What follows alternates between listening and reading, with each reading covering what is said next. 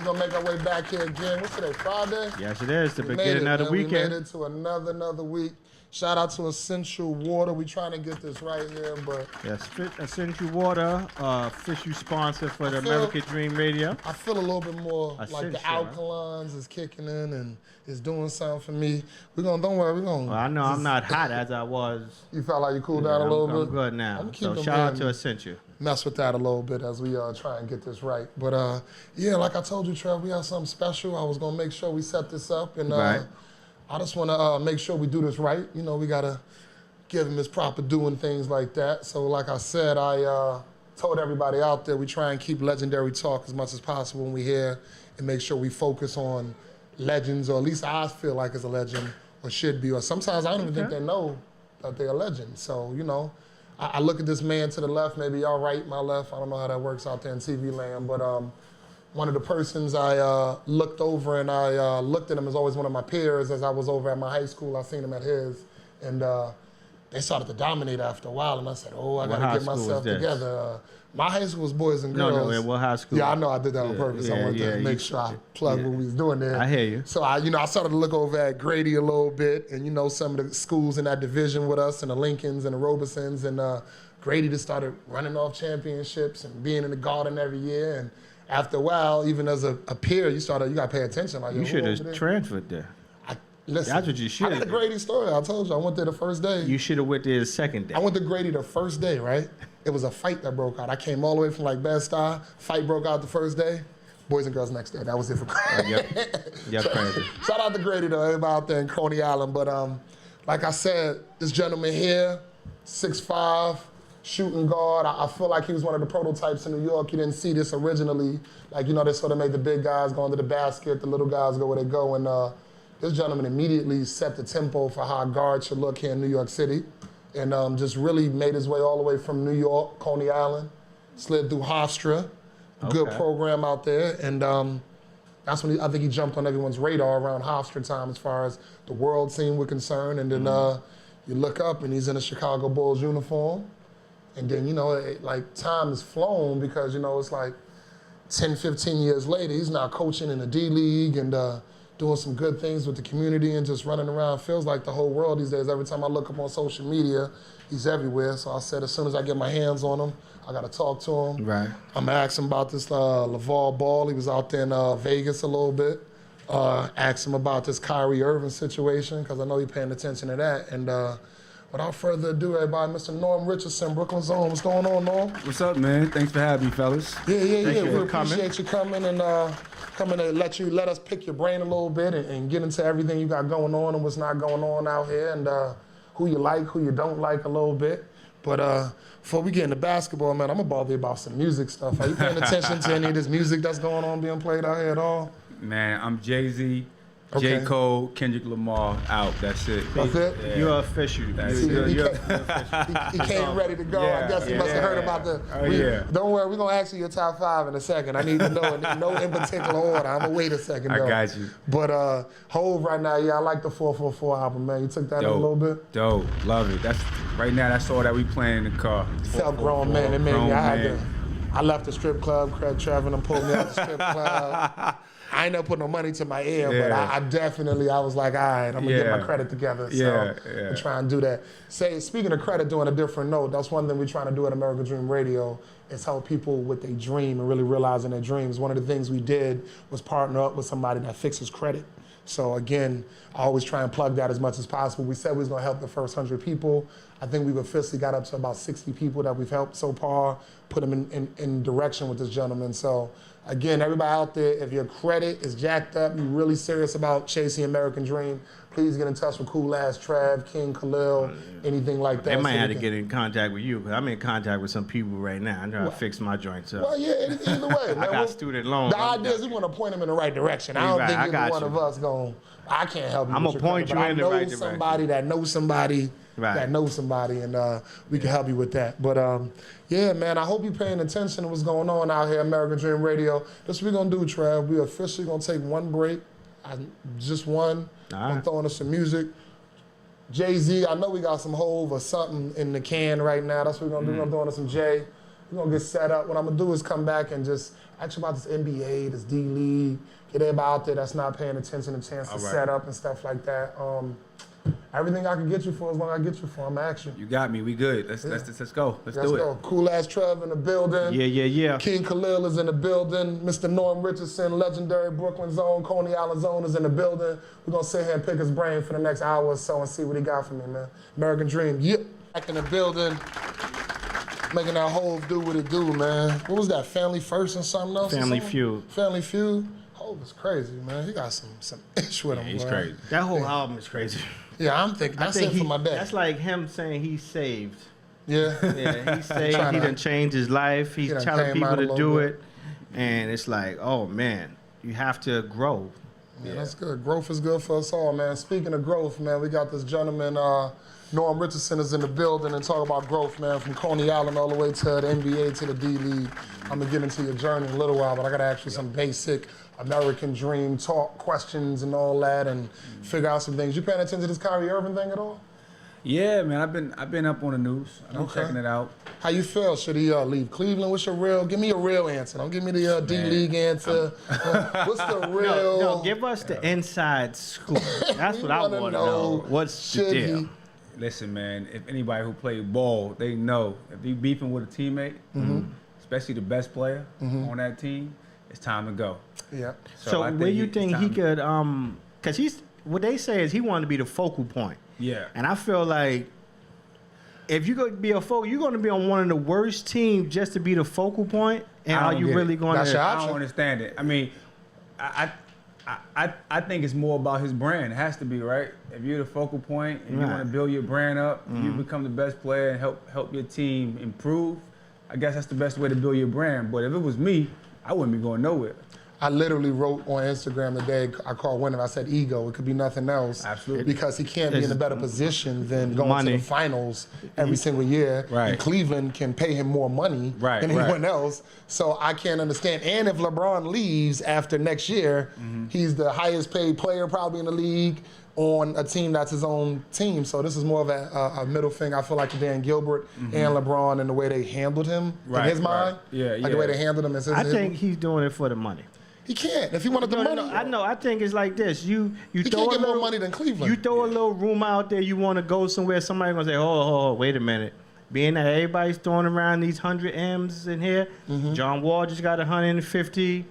Harden just got 225. Steph 201. And he's sitting here on what? Whatever his contract Not is? enough, but what I'm saying to you He is, want that 100. what I'm saying to you is no matter what he really does or doesn't do, his contract's not up to 2019. Yeah. He'll be a free. So just business-wise, he cannot do anything money-wise until 2019. In 2019, though, what's going to happen is Cleveland can offer him what's called the Super Max, okay? Only one team in the NBA can offer Kyrie the Super Max. And that's the Cleveland. actual team that he plays on, and that's where that number of 250, James Harden got 270. It's an incentive that they put in to make you stay with the team that you're already with. So another team's going to offer him like significantly less money. What I mean by that is if he gets 250 from one team, he's probably only going to get like 189, like which is still that's what us. good. I'll take it. Yeah, I'll take it. Give me $1.89. It could just be that he don't like Cleveland, right? That's what I'm saying. I mean, it could just be Was that. he the focal point before LeBron came back? Yeah, he was. He was. They going to the, And they weren't winning at all. No, I think they won 19 games one year and about 20 the next year. So he needed help. So he's not a Shaq. He's not a Kobe. Oh no, He's a Kyrie. His whole thing is he wanted to be the Mamba part 2, like Kobe. What's that new commercial LeBron got? I don't know. We don't need a Mamba. We don't need a LeBron. We need a new Kyrie. Relax. I just don't think that ultimately, and this is what I said to Trev, I think on Monday or Wednesday, but I don't think Kyrie's skill set can carry a team Nope. No. to the NBA Finals year in and year out. No, absolutely not. So with that being said, if he goes to another team where he's the elite player, there'll be 19, 25, 30 games. If he goes to a team like a Carmelo, like with the Knicks, or another team where he has another alpha male with him, he'll just be what he is already in Cleveland. It'll never, in order for him to win, he's gonna have to have another, what we would call, I guess, the alpha male these days on a team with him. Yeah, well, every team needs another player. Yeah. And he's no different. I mean, Right. I'm not saying he can't be the best player, the focal point of a team that's winning, but he's gonna need help by his side. And if he goes to New York, he better hope Porzingis, turn out to be the player that everyone expects him to be. But he just can't do it by himself. So I think Kyrie, best of luck to the kid, right? The kid is a hell of a player. No, he's a great player. If he comes to New York and he is able to turn that around, hey. But let me ask you something. You being a coach in the D League, right? Yeah. That's development league, for the non-sports players like myself included. Yeah, I'm gonna pick his brain about What this. do y'all look for in these players when they're in the D League? Because as I understand, some professional players, after the season is over, they go into the D League to enhance their game and things like that. So what are you looking for when you see these players, especially rookies and people that's already in the league, come in and be like, I got to enhance my game. I got to do this. I got to do that. Well, the D League, which is now called the G League. I was about to say that. I noticed that. Yeah, They changed it the to G name, now? Because Gatorade got some. Gatorade put that check Wow. up. See? So- See? That's why I ain't paying attention. Yeah, that's why. We was chasing Gatorade. They wasn't showing us no love. Oh, really? We said, all right. This is a D League Shout out over to here Central of Water. radio. We're a D League of radio. Yeah. But with the D League, what happens is most of the players that's in the D League are fringe players, right? They on the borderline of making it to the NBA. Okay. If those guys get into the NBA, they usually gonna be the 13, 14, 15 player on that team, on that roster. So we try to preach to our players is the best opportunity you have of making a team is you got to be a grinder. You got to be a guy that's gonna come in the gym. Patrick Beverly types. You got to be those guys that'll be in the gym before everyone and leave after everyone. You know what I mean? You got to be that type of guy if you want to make a roster. I'm not saying they can't develop into a solid NBA player, but most of the guys that's in the D League, they're at that level where they got to be grinders. The guys like rookies that come down to the D League, they come down to develop. We need to develop those guys. I think they need it. They do need it. They do need it, and a lot of them get it. Because the whole focus that we have in our program, I know, is developing the players. So we have practice in the morning, we have development at night.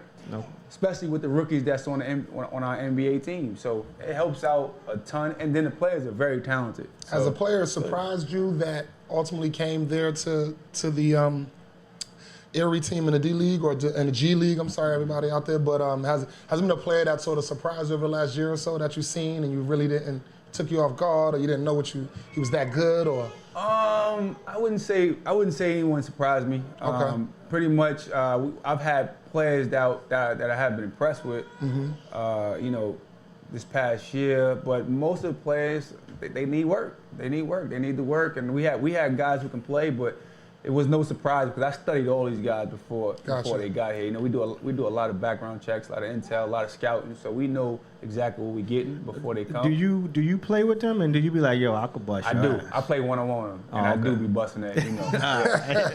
Yeah. Because I know, you from New York, so New York, no matter how old you are, you're gonna be competitive. And I know when them rookies come in, do y'all be like, I'm gonna bust his ass? Oh, do you have a especially? Okay. Yeah, rookies especially. You get them. You show them right away. Yeah. You might be more talented, but you don't have it here.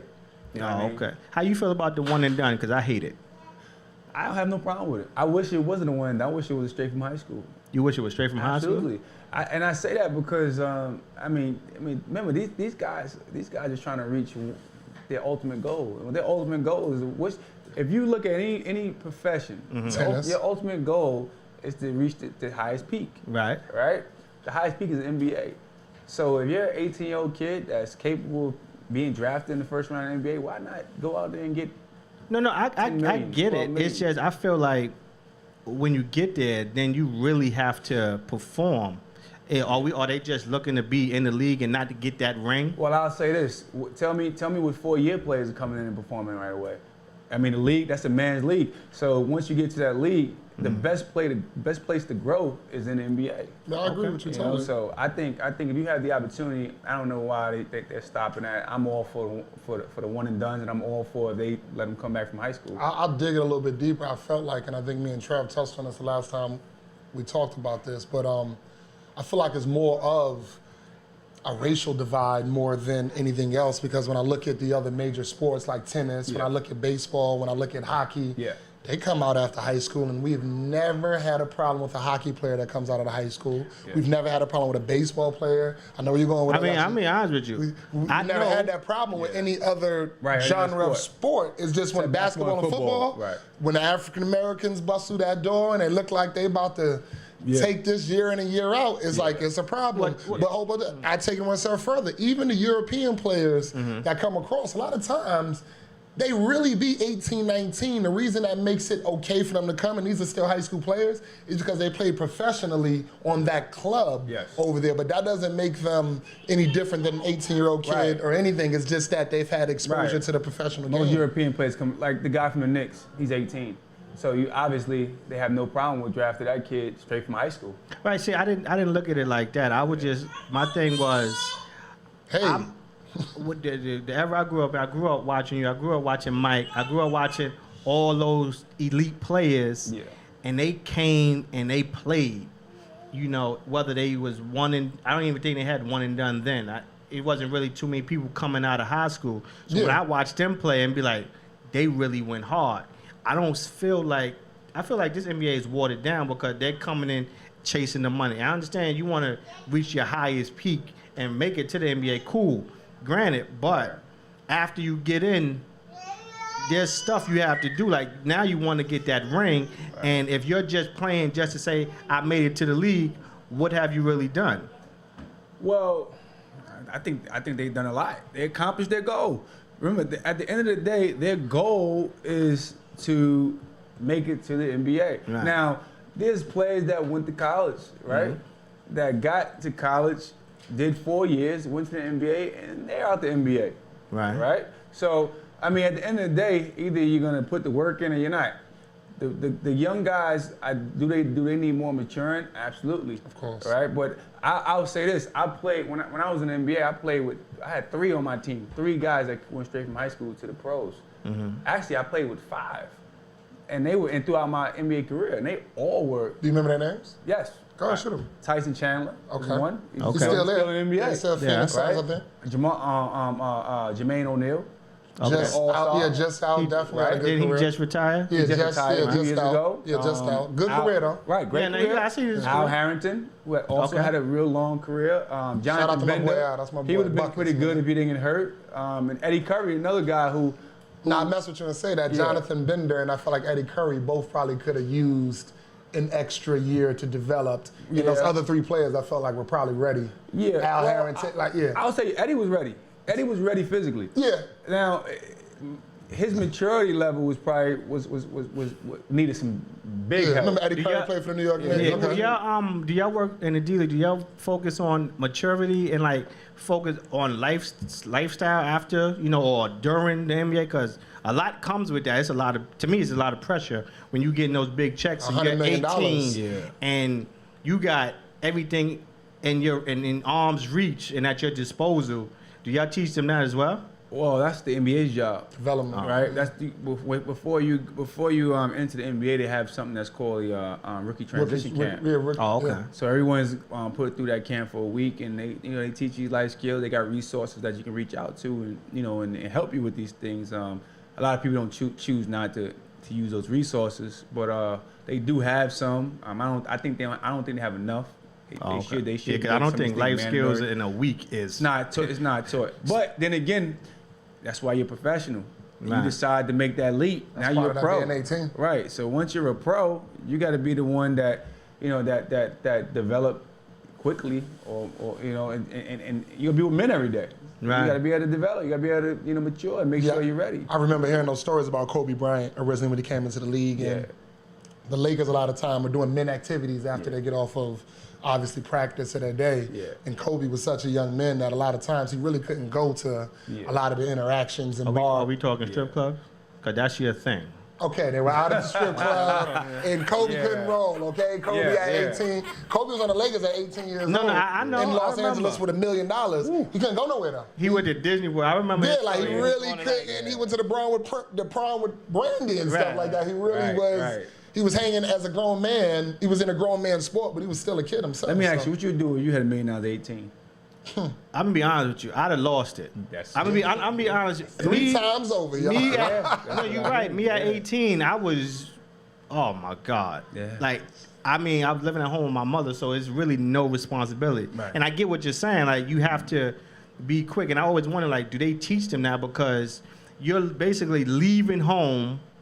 Boom, you're in a totally different new state, new everything. Everything new. You know, you go from literally poor to rich overnight. Yeah. And Pretty much. a lot of times, like you see it, a lot of these families, we poor black families sometimes, they don't have that insight to, all right, I'm going to save this money, or I'm going to do this, or what's after, you know. So, yeah, 18, I'd have probably been like, Mom, what you want me to do?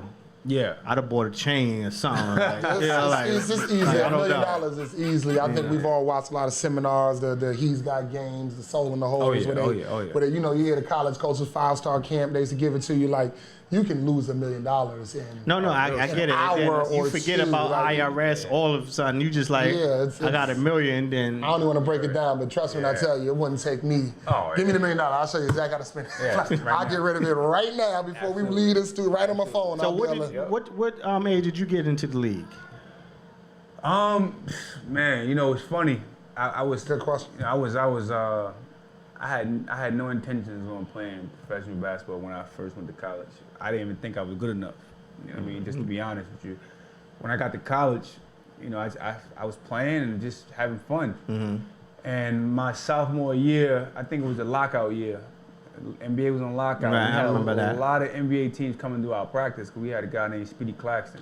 Shout out to Okay. Speedy Claxton and Shout out Long to my Island boy Panthers, Speedy, man. yes, If yes, y'all you don't know, know what's He going ain't on taking out his here. time getting here. That's my. No, that's a my, different Speedy. Yeah, that's See, that's two different Speedies. okay. Speedy Claxton played in the NBA, Yeah. and then you got Speedy Williams that Yeah, played Speedy above Wood. the Yeah, rim. yeah, that's my guy Okay. too. But we're Shout out to talking both about of them. Speedy Claxton, played Yeah. for 76ers. I know. Atlanta, Spurs. Golden State for a second. He actually won an NBA championship with the Spurs too. Okay, yeah, Okay. So yeah, he was a phenomenal player at Hofstra. Like he was the first guy to go to that school and make that school, you know, put that school on the map. I was gonna say, I never forget when Speedy, we were playing on the Long Island Panthers together, me, him, Lamar, and a few other players in New York. Yeah. I never forget when Speedy signed to Hofstra, and all of us in AAU was like, what? Yeah, no one knew we who he couldn't was. believe that because he was like the #1 guard in New York. He pretty much could have went to almost any school probably. Yeah. He was best team, like everything. Yep. He went to Hofstra. He was his parents were smart. You know what I'm Yeah, saying? yeah. Like it had more to do with the educational side. I knew why now. Oh, yeah. But at the time, at 17, 18, I was like, what? Right, yeah, You yeah. went LV over there? Dude, like he picked Hofstra. I don't think I don't think UNLV would have been a good place for me. No. No. Shout out to Vegas, Yeah, Trevor well, Diggs, that's man. funny. Yeah. Vegas would have been. A good And no, place but for me. I met Larry Johnson before. Like Okay. And I'm like, when I went to Vegas, I'm like, literally, UNLV is literally Right on the strip. on the strip. It's there. That's there. No, not a kid Been from there. the what? Yeah. Been there. Kid from New York and lost Tough. what? Listen, I'd have lost it. I got a question for you here, man. Talk NBA, sports, basketball all the time here. Let me ask you, man, I put this together in my head sometimes. Give me your starting 5 all time in the NBA. All time. All time. Don't be All right, bashful. The camera looking at I'm you. gonna go a little backwards. I'm gonna go Yeah, it's backwards. fine. It's just 5. I'm gonna start with the 5-man centers. Kareem Abdul-Jabbar. Okay. That's my center. Power forward. I'm gonna go with Tim Duncan. Small forward, LeBron. Good answer. Larry, sorry, We Larry. know who the shooting guard is, right? Mike. Yeah, we ain't gonna mess It's that up. easy. And my point guard, I gotta go with my first NBA coach, Isaiah Thomas. Wow, you went over Magic there? I give him over Magic. Ooh, that was Yeah. tough right there. I like that 5 though, man. That's my guy. Trev, I ain't never messed with you about this. I won't even. Let me tell you. All right, I'm gonna tell you. What's your 5 all time? I Let me never even tell asked you. you this. I used to play Sega Genesis, right? Okay. What was it? Dream- Bulls versus Blazers, right? See what I we go used to all the put John Stockton in the game as a center. You can't do This that. before I knew anything. You can't do that. I just knew I like John Stockton. I'm like, all right, put him in the that's middle. And every time I looked at the game, like, I thought John was a little taller than this. No. And then, That's hilarious. every time I do the substitute before the game You started, I never put let me John. down on going to a commercial break. I appreciate you got I'm that. telling you, every time I played, and John Stockton was like my favorite player for whatever reason. and he will always be the center in the video game I had. I have him. Everybody out there that's cool I'll ass be like, Trav, yo. that's one word on Instagram. I'm King Khalil 400. Thank God they King ain't Khalil. sports, Trav. If y'all Like, looking for any of that unofficial analytical stuff, Trav got you. But we sitting here with Norm Richardson. That's what we're gonna do. We're gonna throw some music right quick, get our bearings back together. Right. When we come back, I wanna get into your journey about your life. Let's I'm do gonna it. ask you from Coney Island, how you make it all the way to the NBA, and I might ask you about this fight at the guard. I don't know if he was there that day and seen the dude throw the bed. I don't know if he seen it that day, but shout out to Ron Chess. love Ron. I would've went Or up Meta, there. World Peace, whatever you You want can to be call whatever you yourself. wanna be, Ron. Just come on up here. Meta. Yeah, man. Ron is one of my favorite players ever. Queensbridge. Always. Yeah, but American Dream Radio, we're gonna come back. Give me something from the 90s. I don't know. Some fly tie. I know you got Give me some something. Queensbridge. Something. We're gonna start calling them DJ, YouTube, something. I know you got something. American Dream Radio. We'll be back, y'all. Yes, sir. Brother Norm Richardson in the building, man. Brooklyn legend, Coney Island legend, man. Yeah. I want to make sure we do this right. Shout out to Stephon Marbury, Big shout out Sebastian to Steph. Telfair. Yeah. Just that whole Coney Island movement, Lance man. Stevenson, Lance Isaiah Stevenson, Whitehead. Jamal, 530. I love you. 530. I see you in my inbox, Jamal. I ain't gonna let this go. I'm gonna keep chasing you. But That's right. But yeah, shout out to just the whole Coney Island thing, man. Really, I don't want to be too ahead of myself because I know you know the answer to this, but I'm thinking, I feel like Stephon Marbury is the official first Godfather. Coney Island. Godfather. I think y'all sort of all pushed in the Thor right after that because everybody named sort of eventually went to the league, made it through that league, played in college, but I don't remember anything in Coney Island moving as far as ball playing before Yeah. He's the Steph. If Godfather. I'm wrong, correct me. If it was somebody out there running through Coney Island.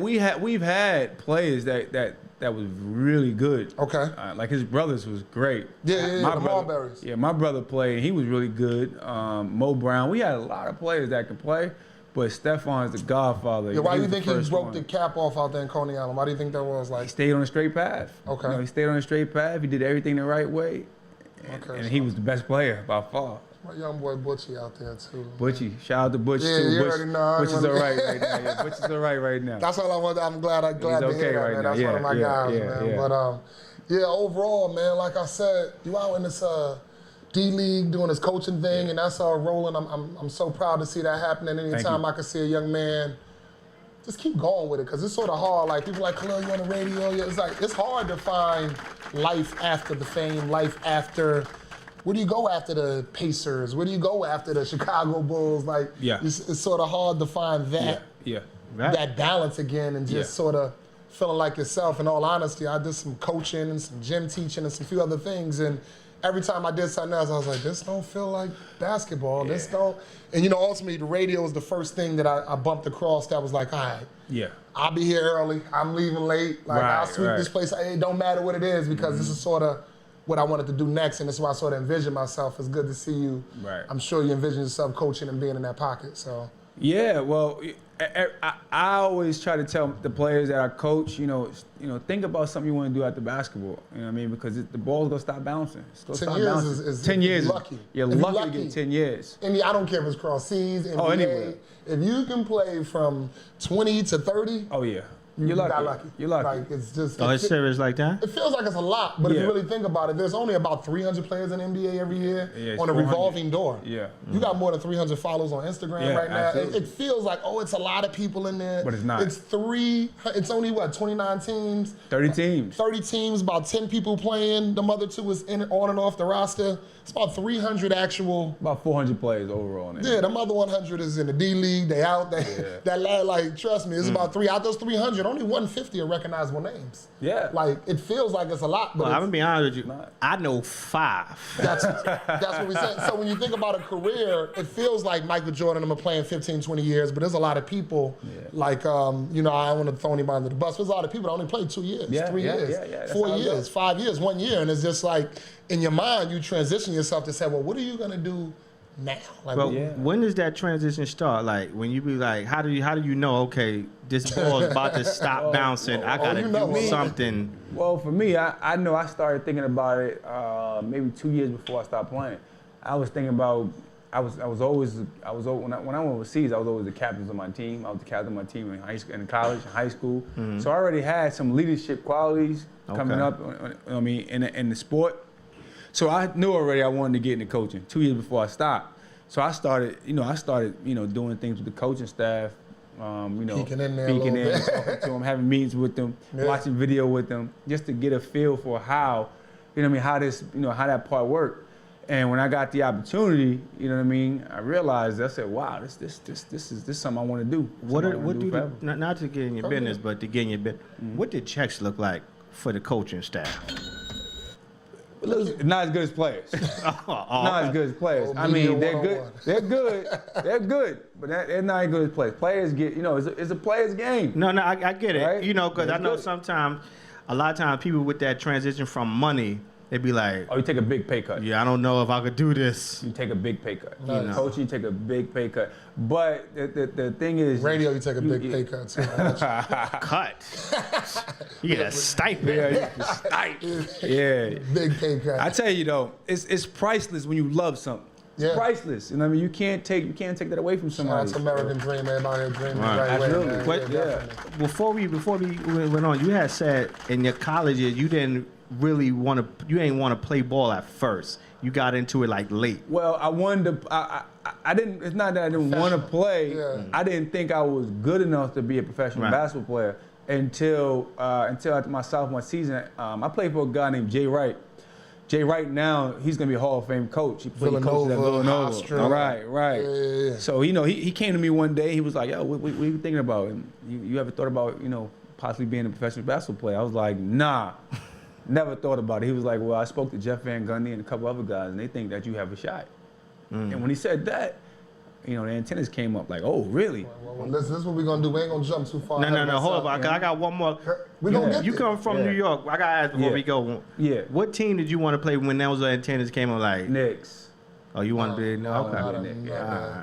Good. I just asked you a question. Was you a Knicks fan growing up? Yes, absolutely. Oh, I'm sorry to hear that, man. How many years have been now torture? About 20-something years? It's been a lot. Like, man, he said I wasn't a fan of the Knicks ever since he traded Rod Strick. Man. Yeah, that was it for me, man. It's been a while since I even had any love for the Knicks. I want to speak about some love of the game, man. Had you out in Vegas recently at this summer league out there. Yeah. Sometimes the people don't get a chance to see stuff up close. Right. And it's a big difference when you watch something on television, when you watch something up close. I want to ask you, who out there, as far as the rookies, impressed you in this NBA Summer League? Anybody surprised you? Again, that's the word I want to look for.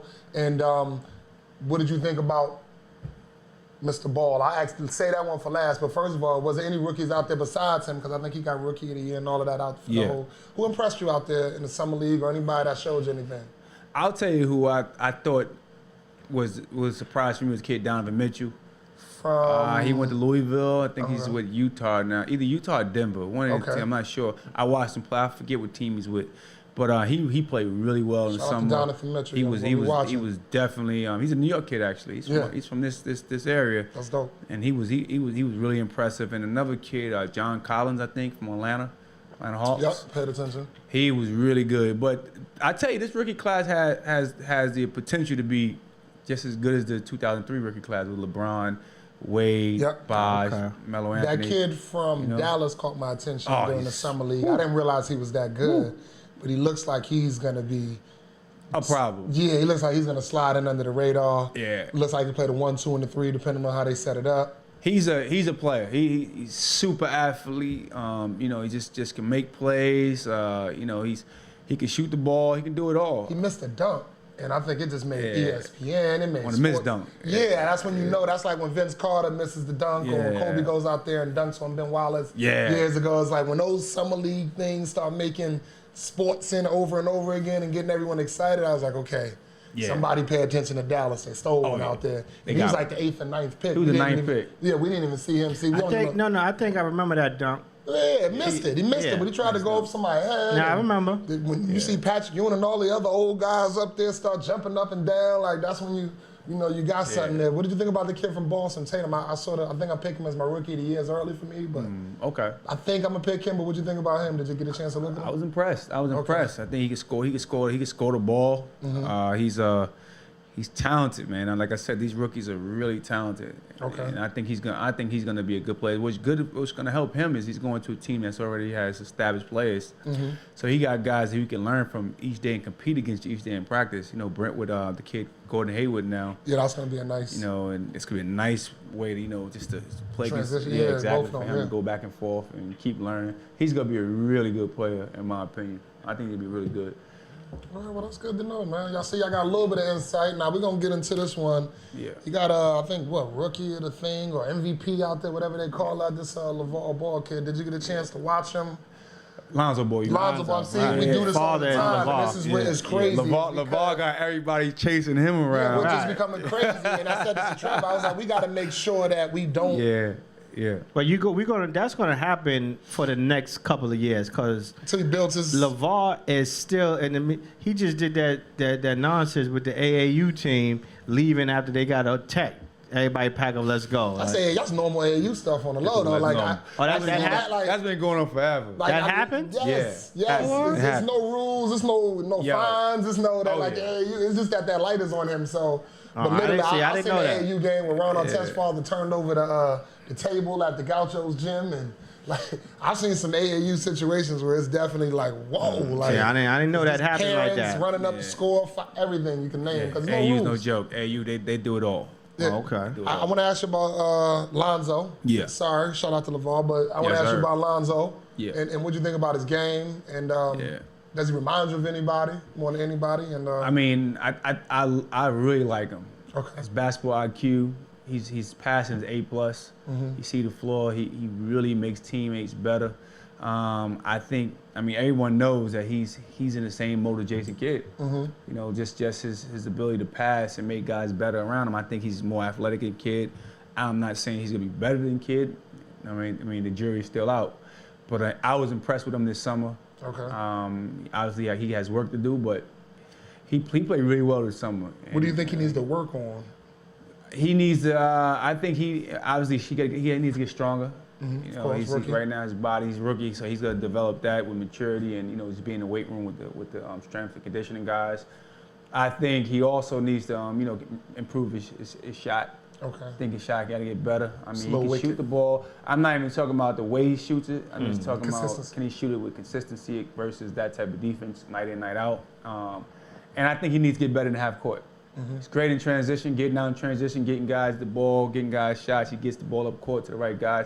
I just want to see him in half court being able to run the Playoffs, team. when it slow Yes, down when it and- slow down, Yep. and I want to see him that. So, but overall, I think he's a hell of a player. I like him. I really like him. Yeah, I was Yeah. impressed by him, what I've seen so far this summer. I definitely, I just, like I think we said off there, I want to see more of a body of work. I'm one of those people that I try not to make a decision on how I feel about somebody until I can really see them play. So for me, I usually need about 25 You need NBA games Yeah. against the elite point guards in the league. And See, what I look at more is I look at skill set.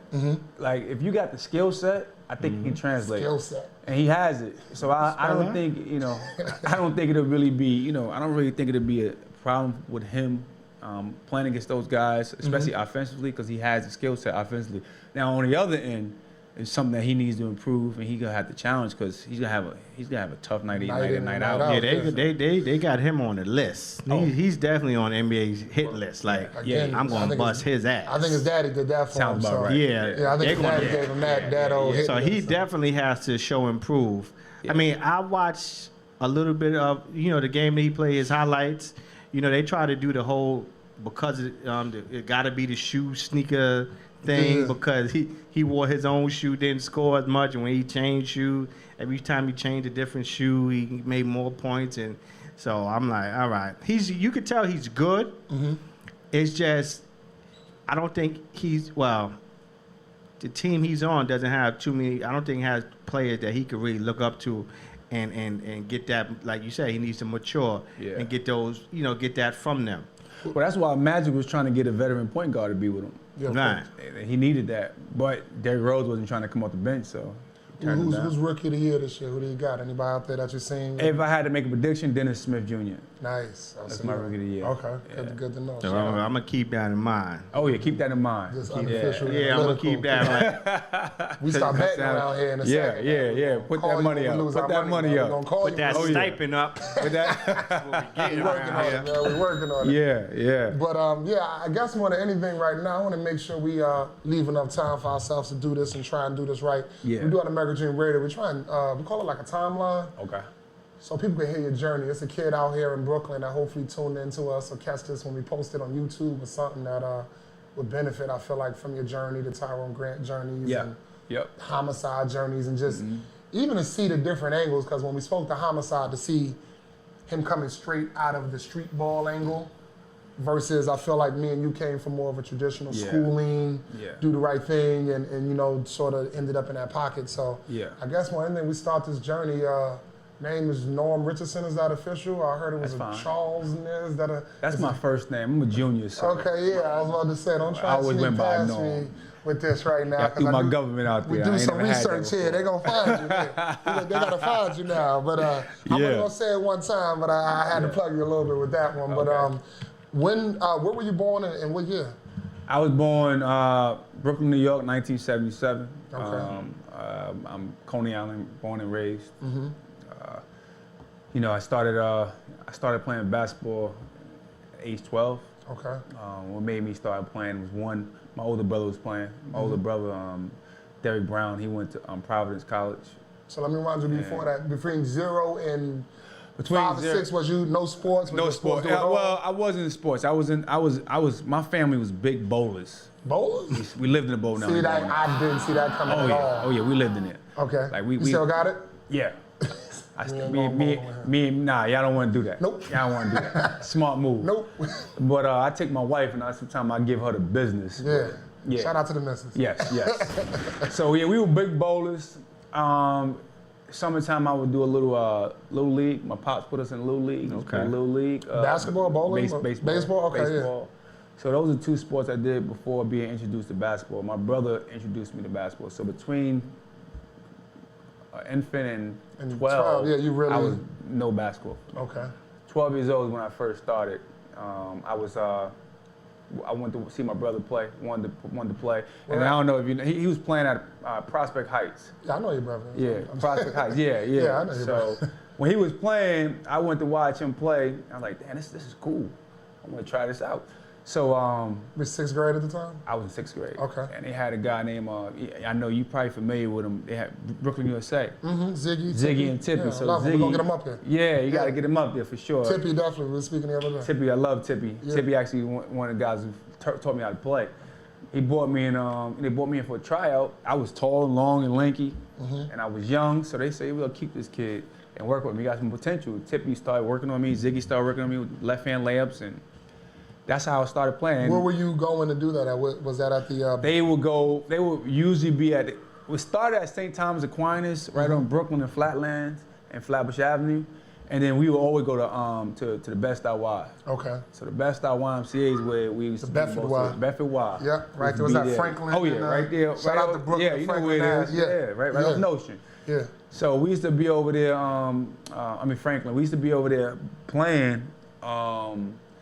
And they just every weekend we'd go over there and play. Nice. And they had Tom, Stephon Marbury, you know. I was gonna say to you, how did you get? Who was? Cause you all the way out on Coney Island. I know this is an hour away. How were you even getting to Brooklyn, Tippy. USA? Believe it or not, Tippy come get me and Stephon. Nice. Every time he put us in his. He had a little blue car. I don't know what make it was, but it was small. He piled a bunch of kids in there. Jamon Tinsley used to be with us. Yep. Shout out to Mel, the abuser. Oh yeah, and we'll go over there and we'll play. And that's how I got started playing. Then I started seeing Stephon, you know, how good he was. We the same age. You were the same age as Well, he's a little older than me, but, you know, same age, range. And, Okay. just watching him, and I started playing every day. That's how I got into it. And then, you know.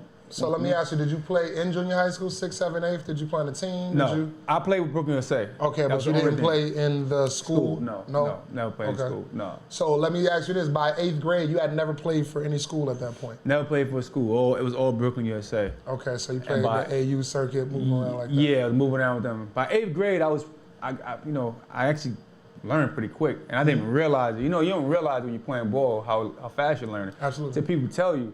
I played in a tournament one time with Ron DeClaria, and he had like Rafer Alston there. And I was in 8th grade at the time. Rafer Alston. Was it not the coach from Cardozo? Yeah. Yeah, exactly. And I think Rafer was like in like 11th grade. Yep. And I played with these guys. Skip to Malou, everybody. Yeah, skip to Malou. And I played, and I did all right. And I remember they was like, yo, this kid's gonna be a pretty good player. And then that's where it all started. I went to Grady, and Jack Ringo was the head coach there. You know, Jack is a legend. Rest in peace to him. When you went to Grady, was that set up for you to go there? Did your parents just want you to go? How did you end up at Grady? Set up. My brother transferred to Grady for his senior year, and so we knew Jack Ringo since I was in 7th grade. So when we knew Jack set that up. Jack was like, listen, come to Grady. You know, come to Grady, we'll get you right. And I followed my brother's footsteps and went to Grady, and it was on and popping. Your freshman year, yeah, at Grady. What year is this? This is 93, 92, something like that? Yeah, something like that. Okay, freshman year at Grady. Yeah. Who's there? Anybody that we would know? Or? No. I don't think you would know him at the time.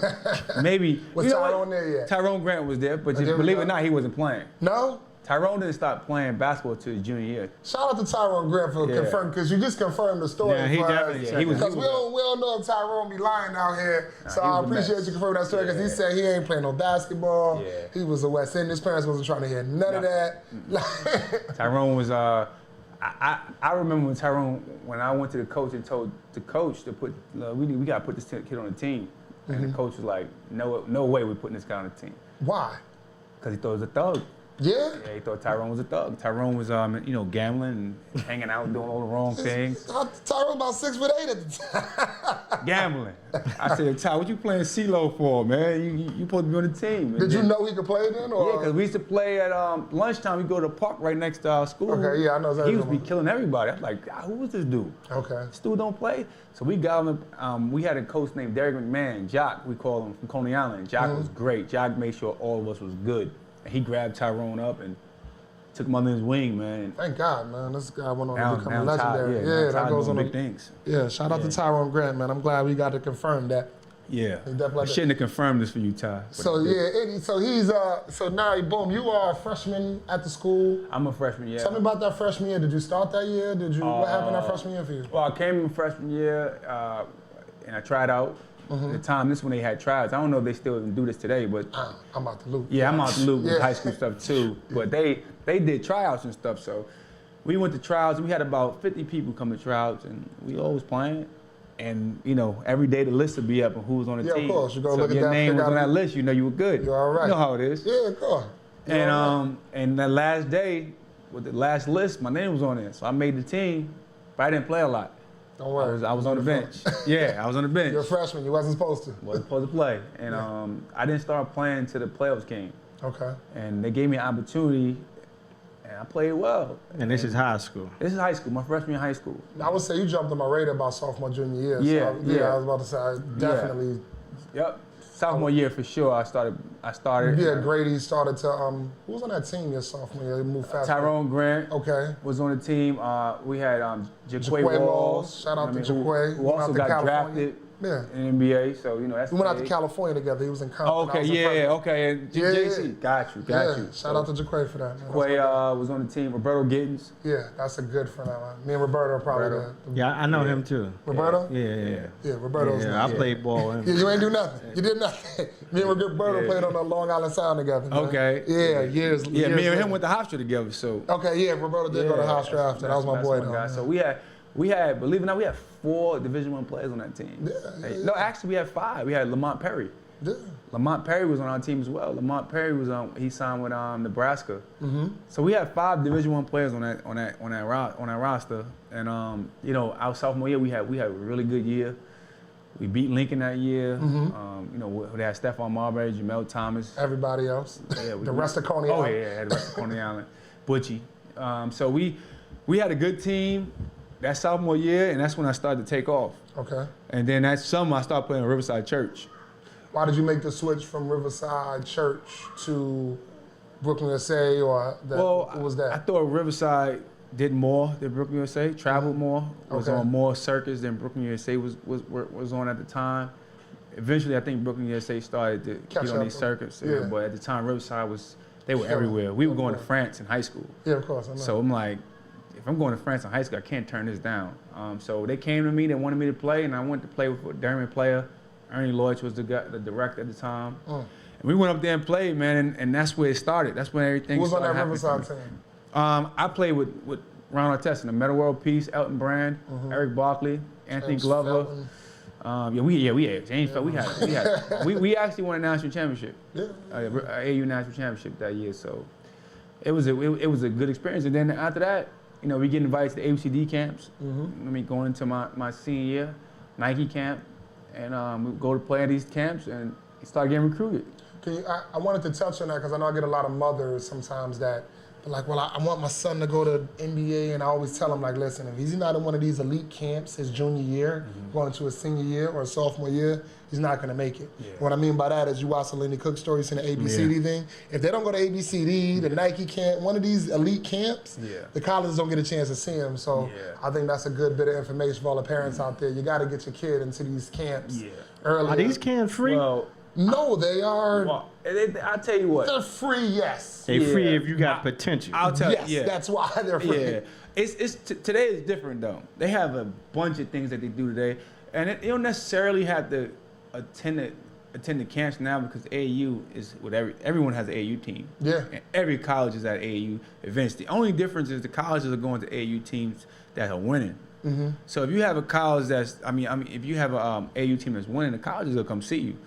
And so you can be a late bloomer, which is fine. Like look at Victor Oladipo. Yeah. With Indiana, he was like on no radars. He had Came like out of 2 nowhere. schools. Yeah, came out of recruiting him. nowhere.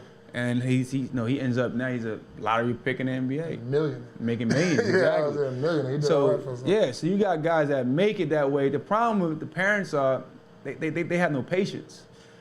I think for the high school parents is you just have patience. Let your kid develop. Don't rush it. Like I read something on Twitter earlier when I was coming here that one parent was screaming at a child in Vegas about if you're not playing well enough, you're not gonna get no office, and we gotta get office because I'm not paying for you to go to college. Oh, Lord. Now that's awful. You know what I mean? When you have a mother who has no idea, It should be fun. Should be fun. It should be fun. Enjoy. We enjoyed it when we played. Yeah, I was about to say, I want So to. he won't be playing ball for long.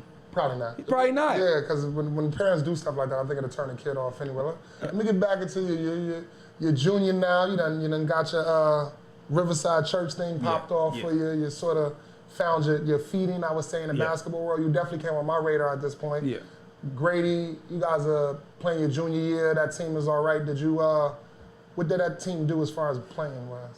We went to. It's funny that year I actually only played half a year my junior year. I got pneumonia beginning of the season. Nice. And Oh, wow. Believe it or not, it kept me out 2 months.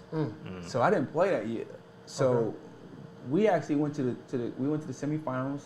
The city almost got to the city championship. We lost to Paul Robeson that year. Shout out to Roll. They had Alan Griffin, They had Ty Alan Griffin, Miles, Tyler Miles. Bird.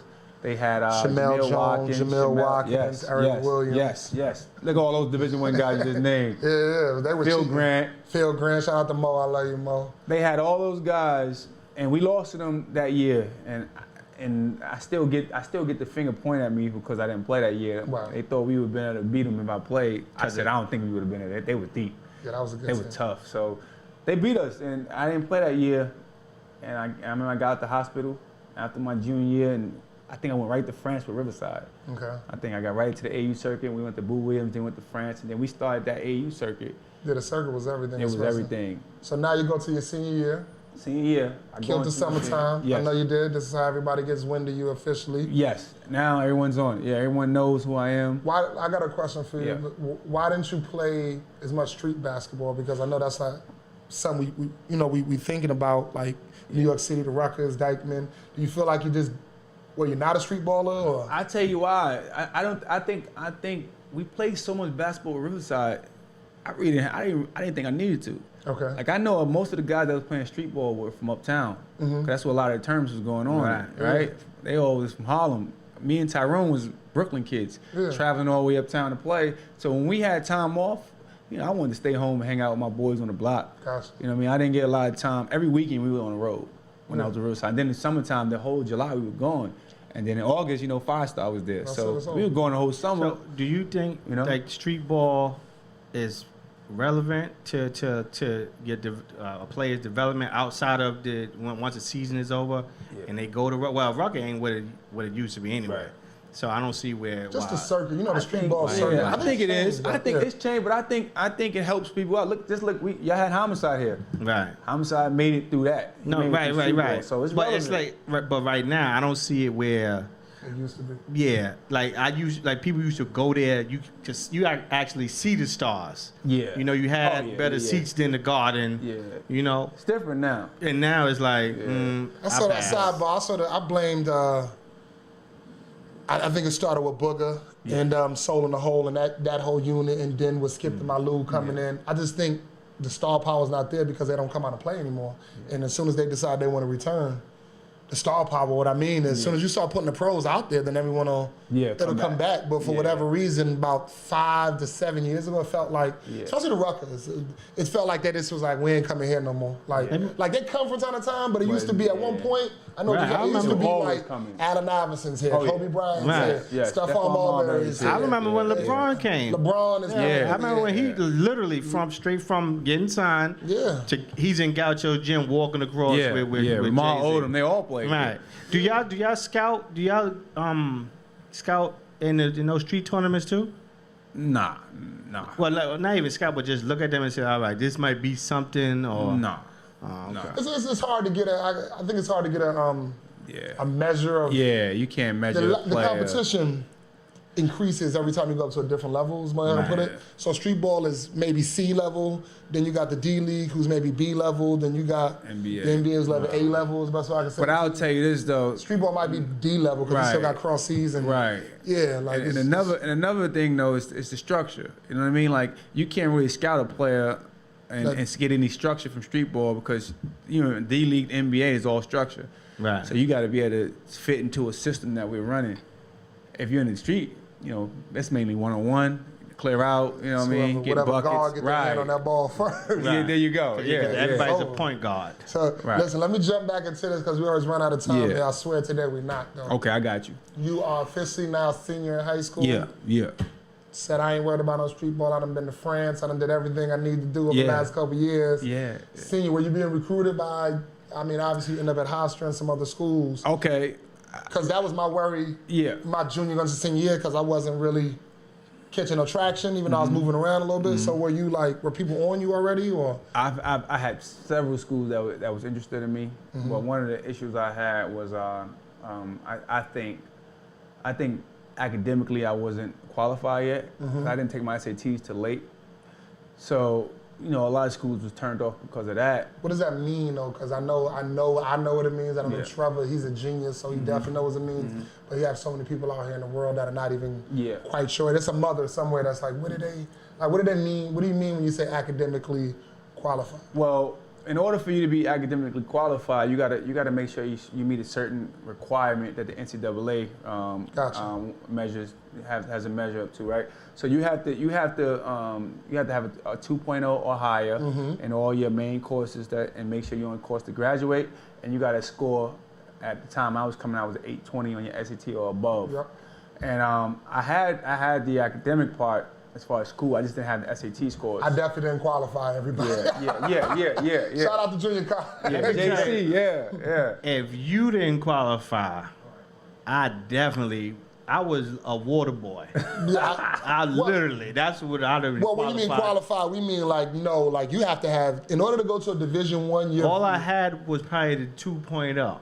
Okay. Yeah, you got to. I'd have been the coach. Look, you need a towel. You need a hot towel. I'd have been. If you ain't got it's no way around it because the NCAA has such a stronghold on it. If you don't have a 2.0, get an 820 on it, your freshman year of college, you're not going. Yeah. And the only way they're even gonna take you at that point is because you're so elite that they're like, you know what, we'll let you sit for 1 year. And that's Lamar Odom. That's like you got to be one of the best players in the country at that point for them to even have that. 718-239-9200. Somebody done bust through the line and interrupted this good moment. But caller, you on the air? What's going on? Can you close your car door at least?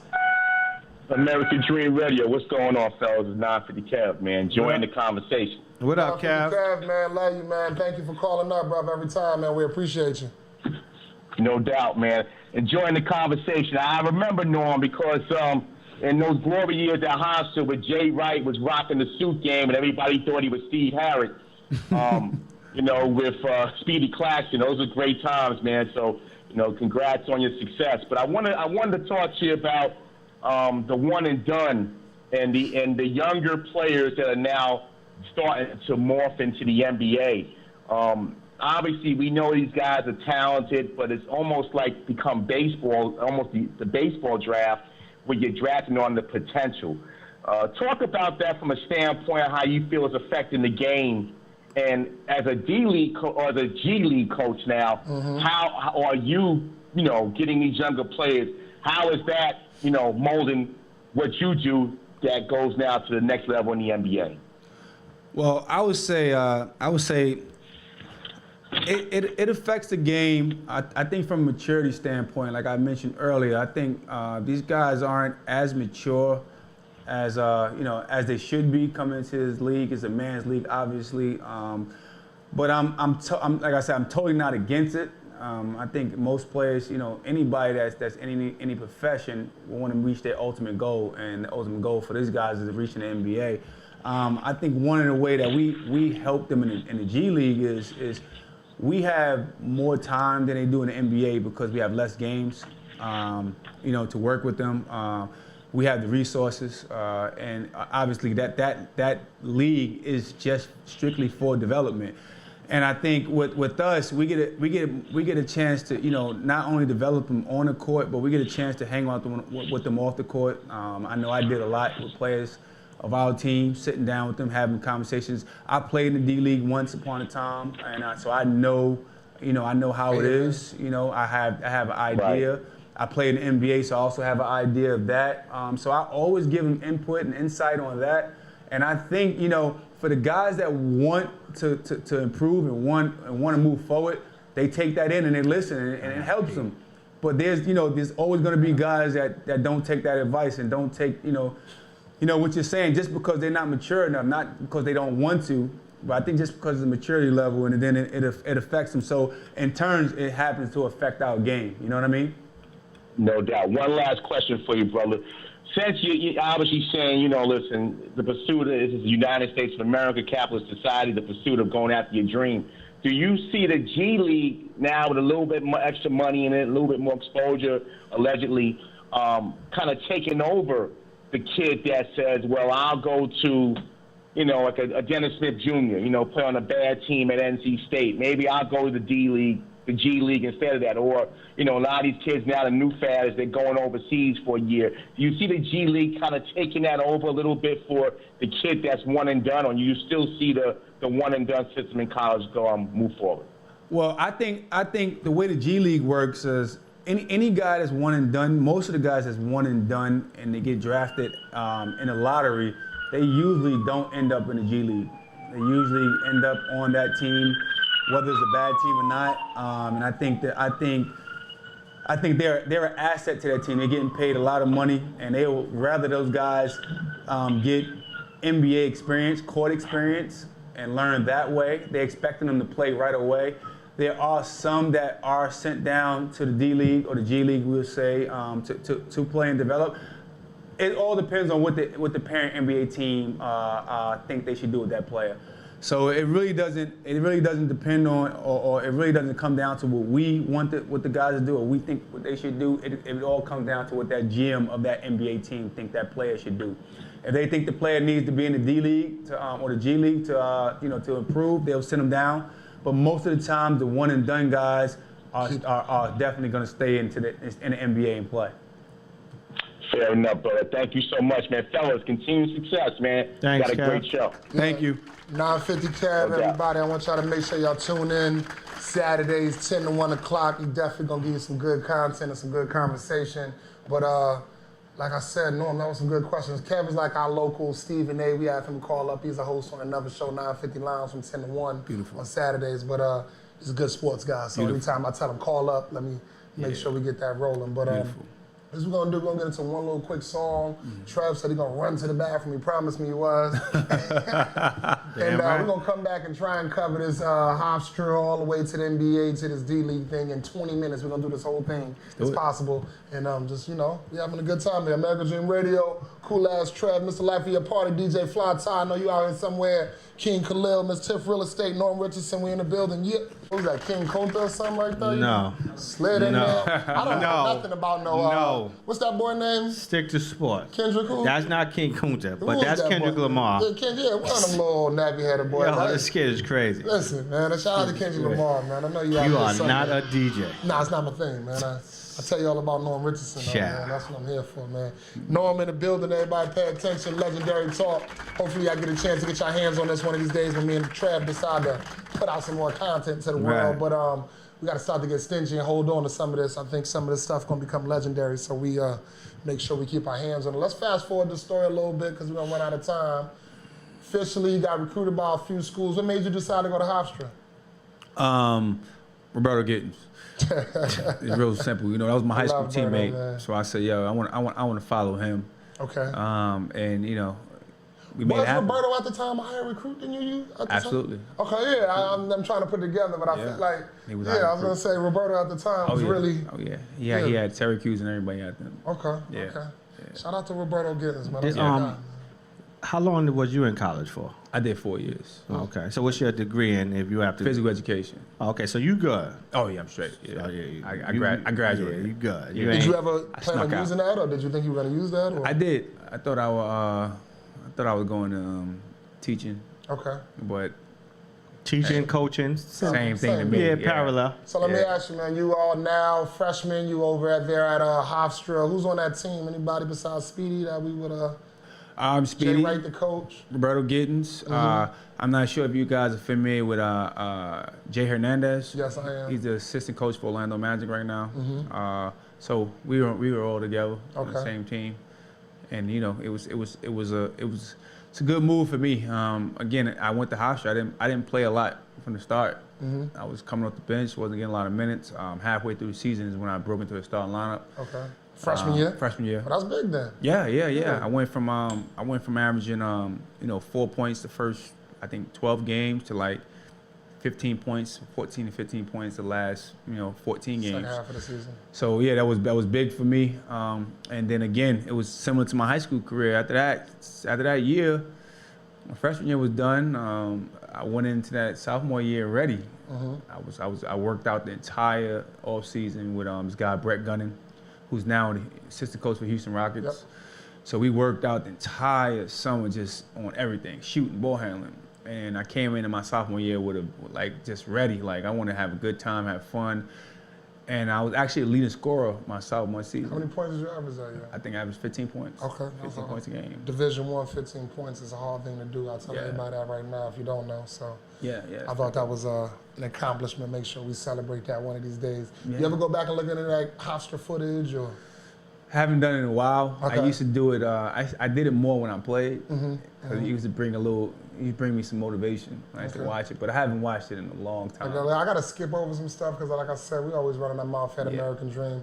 I do want to let you know that, brother, you're a friend to the room, Thank someone you. we've always paid attention to while you were here. Anytime you are near New York, we might be stalking you to get some D-League, some NBA information a little bit as things happen. So I felt like now you could call in, but I needed you to come and talk to me face to Absolutely. face. So now I might bother you one day and say, I need you to call in.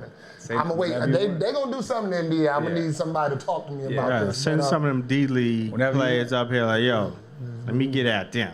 We do that too. We Whatever, don't want no we can problems make it with work. the D-League players. They got enough on their shoulders. They got Yeah. some chips on their They got shoulders. a whole lot. That's right. But yeah, I guess I'll fast forward it, man. You're now senior at Hofstra. Yeah.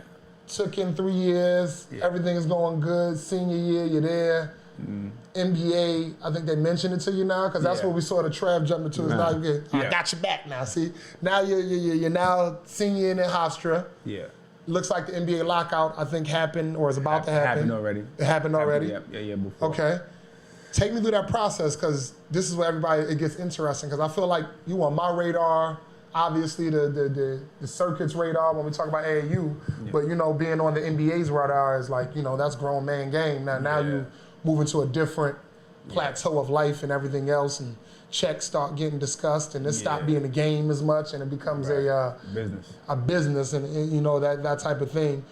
What was that like going into your senior year? Because I know that the energy picks up and people start to jump on you a little bit about everything from agents to life itself. Well, before my senior year, you know, I had a meeting with Coach Wright. He sat me down, told me how the process would go, told me how I got to stay focused, don't get involved with agents, right? You know, early. And so I was already scared to get involved with agents anyway, because I thought that would give me some trouble. So I wasn't dealing with too many agents, although I would get a lot of calls from agents. But at the games, you have a lot of scouts coming through. A lot of scouts. You always have about 5-6 scouts at a game watching. And these are from the NBA team? NBA scouts, yeah. You have NBA scouts coming watching, and you know they always was at the game. And the reason I knew, not from a coach, they were always mentioning the next day in the paper. They would say, like, you know, NBA scout was here to watch Norm Richardson yesterday play. Gotcha. So that's how I knew they were coming.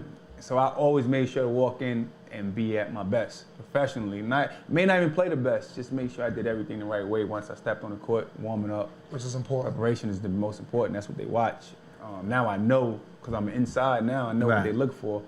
And I was actually doing pretty good with that part. And you know, I go through my senior year, we have a great year. We actually have the longest winning streak in the country. Any Division I school in the country. We think I made the tournament? We made the tournament 2 years in a row. It was our second year. That year we made it. And House Trap made it before, or was that like? They made it, before that, it was 20 years ago since they made it. So we made the tournament again. We won our conference tournament, made the tournament, and I got MVP of the league. We played UCLA in the tournament. Lost to UCLA. They had Matt Barnes, Earl Watson. No shame there using the UCLA in that team. Yeah, they had a tough team. Yeah. Jason Capono. They had five NBA guys. Yeah, absolutely. UCLA usually does. That's how they work. Yeah, it was tough. You know, we had them up the entire game, and we lost. End of the game, they firepower just got us, overwhelmed us, and we wound up losing. So after following that, I got invited to Portsmouth to Combine. Yes, exactly. Combine. I remember that. Yeah. You gotta go to Virginia. See, there's certain ways you have to go. Yeah, so hit in high the Chitlin circuit. It's the same idea. Like in high school, you gotta go through that AAU pocket. Right. By the time you get to the NBA, if you know you're going, you're gonna be invited to certain places. Portsmouth, Virginia. Yeah. If you didn't go, you probably didn't make it to the NBA. Right. Yeah. So you get out there in Virginia. How'd you do? I go to Portsmouth and I play. I did well. I played well. Shot the ball really well, which they wanted to see me do. And then after the camp was over, you know, I had a good camp. I got some good feedback. I picked my agent. I picked the agent. Guy Glenn Schwartzman was my agent at the time. I picked him, and you know, he started communicating me about what was going on. And once he told me after the camp that a lot of teams were interested in bringing me in to work out. So I started going to work out for teams. So I went to work out with Indiana, Detroit, Toronto, Chicago. I'm rewind this a little bit because this one it gets exciting, I think, for the fans a little bit. Yeah. Portsmouth, Virginia, not too many people know about that. So boom, you get the call now. And who's the first team that you go work out for? The first team I went to work out was New Jersey Nets. The Nets? The Nets was the first. Were they in New Jersey? They were in New Jersey. They better go back. Don't you, Travis, tough on the Brooklyn Nets right now. Come on, somebody. Get the Brooklyn Nets together, please, man. Please get the Brooklyn Nets together. Please. They better go back to New Jersey. Like, well, we'll hit that right now. You work out for the Brooklyn Nets the first day. Yeah. What was that like? Because I feel like up until this point, you haven't worked out for the NBA team now like that. I've never. That was the first time. I didn't what was know that? Was it nerve-wracking? Was all of the GMs there? Like, what was that? So nervous. It was me and Omar Cook. Shout out to Omar Cook. St. John's. And Bevon Robin. From Rice, and then it goes to Fordham after that, yeah. Us three went to work out for them, and I knew them since we were young. Me, Bevon played, and Omar played Riverside, so we knew each other. I had no idea what to expect, and Byron Scott was the coach, and woo, it was the hardest work I ever been through. Oh, wow. Put us through it. I mean, just that's when they had Kenny Martin on that team and Jason Kidd. Yeah. Okay, nice. It was a hard work. I just put us through all type of drills. A lot of drills, type of drills, shooting drills, see how much we could score, and then we went through that workout, and you know, after the workout was over, I had more workouts come after that. Were they similar after that? Was that the one that not as hard? Okay. Scotch was the hardest. So that might be good then. That might have been good at the time, right? It was good at the time. It was good at the time. Yes, it was. I think I think once I moved on, I knew what to expect. I went to Indiana, I knew what to expect. They was pretty simple. Chicago's was simple. Everybody else was pretty. Philadelphia with Larry Brown was good. But they were all similar, just wasn't as much running as they did in Miami. So the draft comes. Brooklyn. We get you through these workouts. Yeah. Work out for a couple teams. Yeah. NBA draft comes. Yeah. Did you think you were going to get drafted? What was that? Did you know? Did you didn't know? What was that night like, the draft? Do you remember it? You're always in contact. Before the draft, I got invited to go to Chicago pre-draft camp. Okay. And when I went to the Second Chicago place pre-draft camp, that's like the I'm not combine going any that place. everyone gets invited to before everyone, even the number one pick has to go there because they do the testing there. So we go there, we go through all the testing, and we played at pre-draft camp. It was pretty good. It wasn't bad. I played okay, not great. So after the camp, I was in communication with my agent, and I was like, where I'm expected to go. So I knew that the Indiana Pacers and the Jersey Nets had me on their radar. Had you had a good workout with Indiana yet? I had a really good workout with Indiana. Okay. Yeah. When they say workout, like what are they looking for with workout? If you can shoot the ball, how does that skills, work? Shoot the ball, handle the ball, defense. I think it goes back to what I said. You get a chance to see a player in college. You get a chance to see a player in these leagues. So basically, it's development. To see somebody. How would they be able to perform with a professional team? Yeah. Okay. Get to see them up close. You get to touch them. You feel a sweat. It's a lot different than seeing them on TV, and then they're evaluating you. Yeah. So you're like cattle. They're bringing in 3 players today, 3 players tomorrow, and then they really just deciding. Out of these 25 players we brought in over the last 5 days, who do we like, who we don't like? So it's just a workout, but they tough on you, I'm assuming. Yeah. So you go in there and you work out. So I worked out for them, and I went through the entire thing. You also have like meetings with these teams before anything. You sit down with them and they do like a psychological evaluation on you. Yeah. Okay. So they ask you all these questions that you have to answer, and So they're not giving you this $1 million if you ain't all the way. No. Boy, shout out to Ron Artest. Yeah. He was good. I was about to say he passed through it. My guy passed. Shout out to Meta. I love him. So then after that, I talked to my agent. He told me that I know the Pacers had me. I think they had a 2nd round pick that year. And I know they had me on their radar for that pick, and I think I was number 2 on their list. And number 1 guy was Jameson Brewer, who they was expecting to go earlier, and he didn't go earlier. They didn't go earlier. He still was around, so they wanted to draft him. So right after the draft, when I didn't get drafted, I wasn't disappointed. I was gonna say that's what I was gonna go with that. Emotionally, did it bother you? Was it anything? No, because remember, it goes back to me not even expecting to be in the NBA anyway. So I was like, okay. My name was even being considered in this. It was good enough for me. Yeah. And that night, my agent called me like, yo, listen, the Pacers want to bring you in. So I go to the Pacers Summer League, and that was like the next 2 days. We get to work, and I go to the Pacers Summer League, and I play really well in the Summer League. Like, did it help having? Now I know this.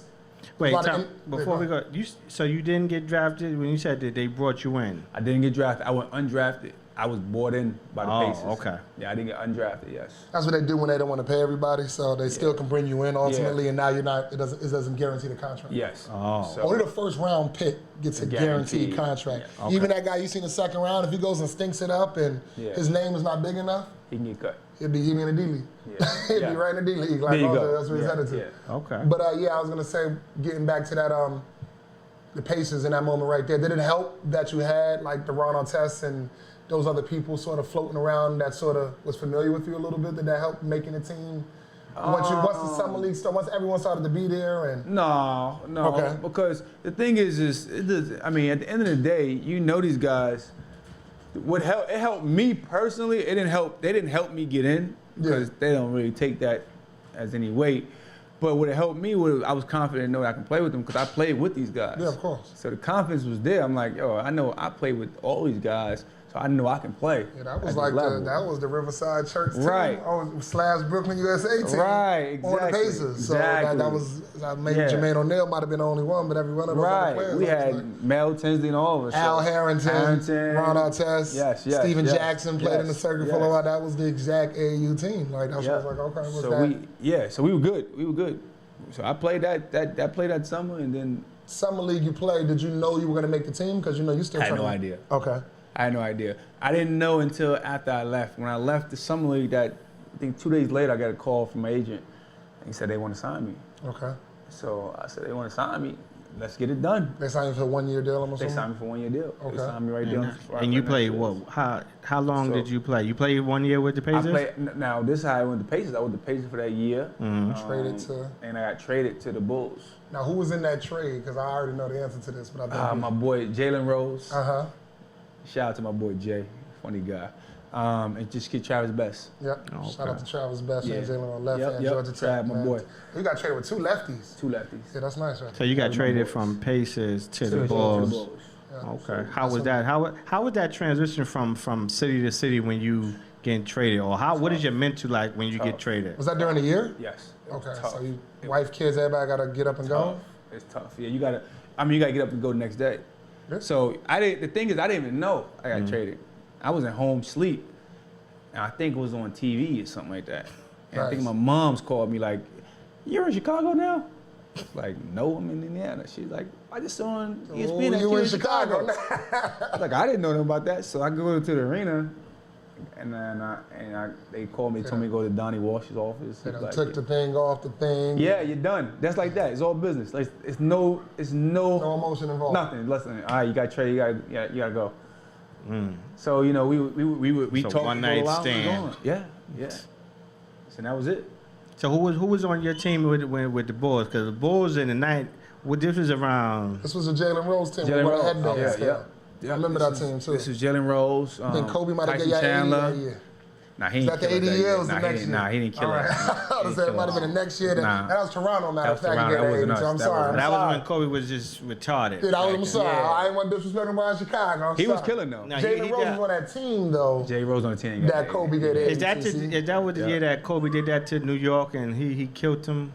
He killed him every time. Yeah, So all right. you can But it was name- just one year that I know that stands out. That was he had like like 60 on him, right? Yeah. Yeah, it probably was. He was getting crazy. that He got one year. crazy. He always got crazy. But yeah, now, boom, check it. You end up in Chicago. Yeah. Get traded during the midway point of the season, just had to up and go. Mama calls you and say, yo, you supposed to be in the Shy. What is that first time? Because now you've never been traded before. Nah, I had no You got idea. new teammates. You're not familiar with any of them, I'm assuming now, like you were with Deron Artest and those guys. Yeah. What is that in Chicago? What was your mindset walking into that? You know what's funny? I tell you what's funny. I had no idea what to expect. I got there, and the first thing you do is you go get a physical. So you go get your physical, and you go right to practice. Who was on that team? Tyson Chandler, Jamal Crawford, Jay Rose, of course. We had who else we had on that team? Eddie Curry. We had those Charles Oakley, Charles Oakley. the Oak Tree. Yeah. Love that guy. That's my Big ups guy. to Oak, man. Stop getting thrown out the garden, man. Hey, You man. you played with my crazy man. Charles Oakley?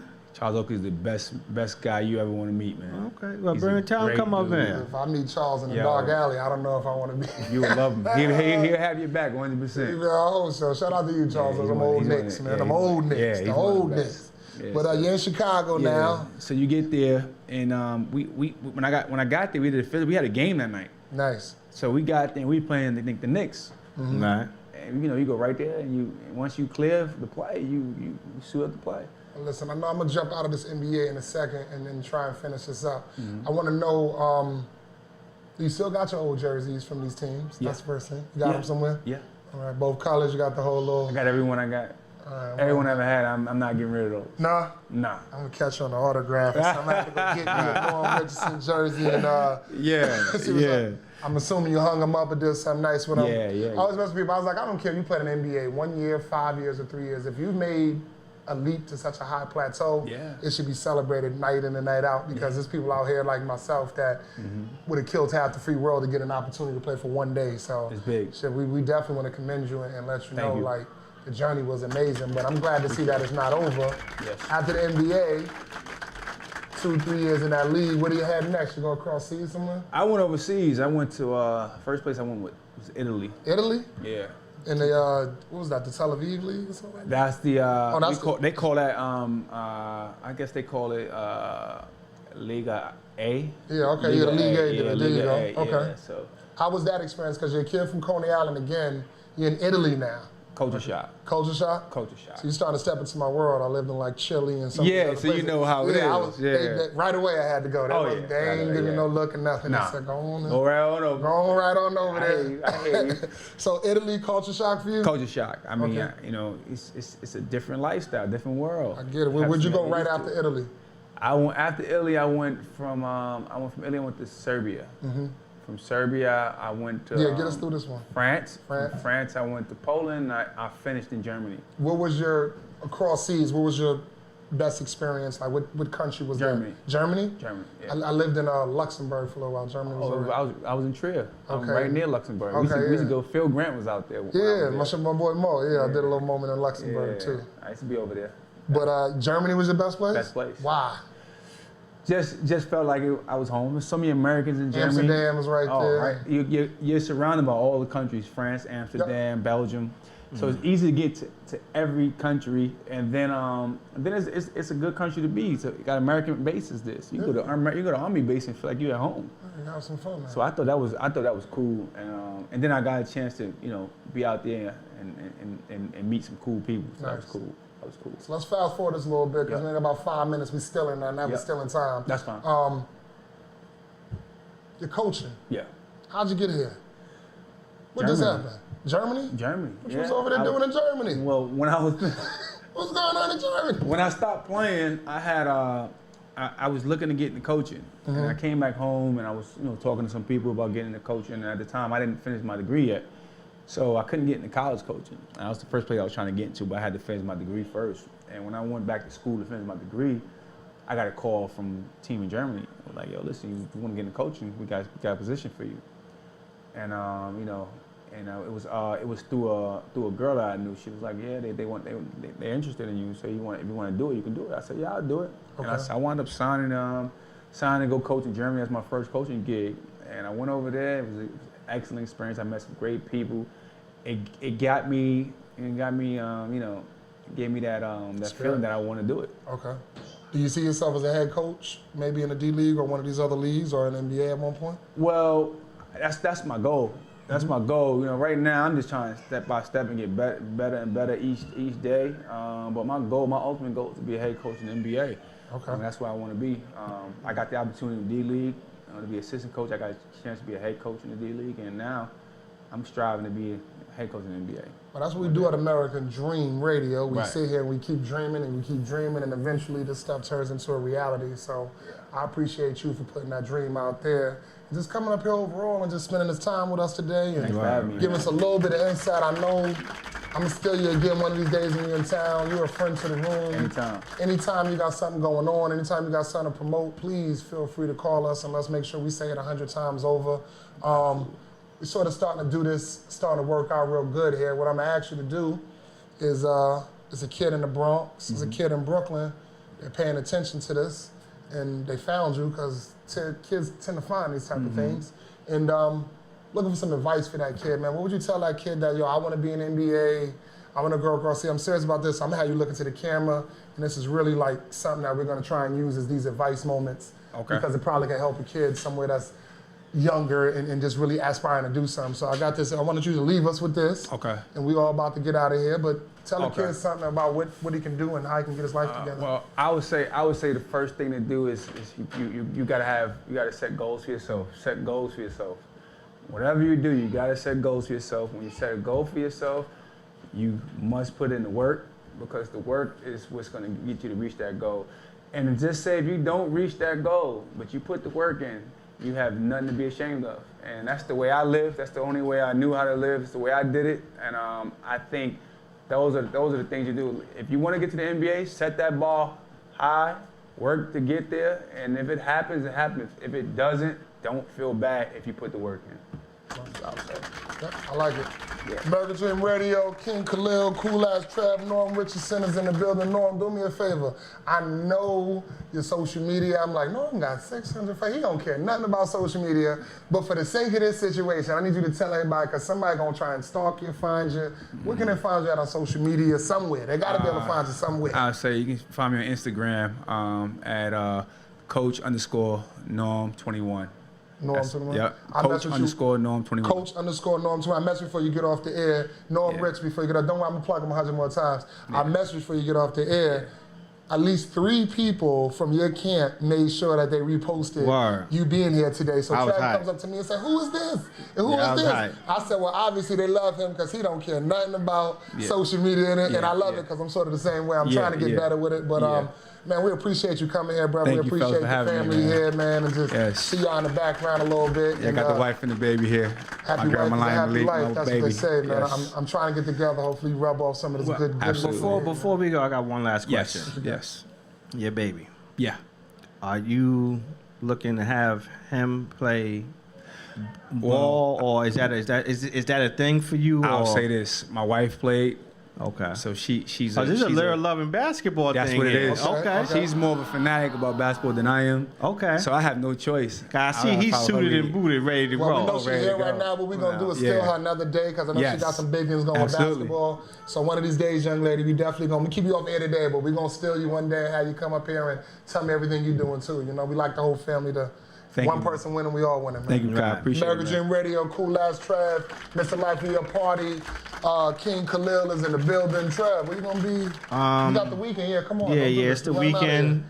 No Disrespect podcast, episode 21. We in there. We grown now. Well, officially adults. So I got a good show coming up. Tamisha Jones gonna be on my show. Since y'all 21, I told you I might just come kicking the door and act like your big Uncle Ray J. Oh, the doors are gonna be open. It's gonna be hot. I might show my face over there this weekend. Trev got a podcast, No Disrespect. Everybody pay attention to that. No Disrespect. No Disrespect podcast on Instagram.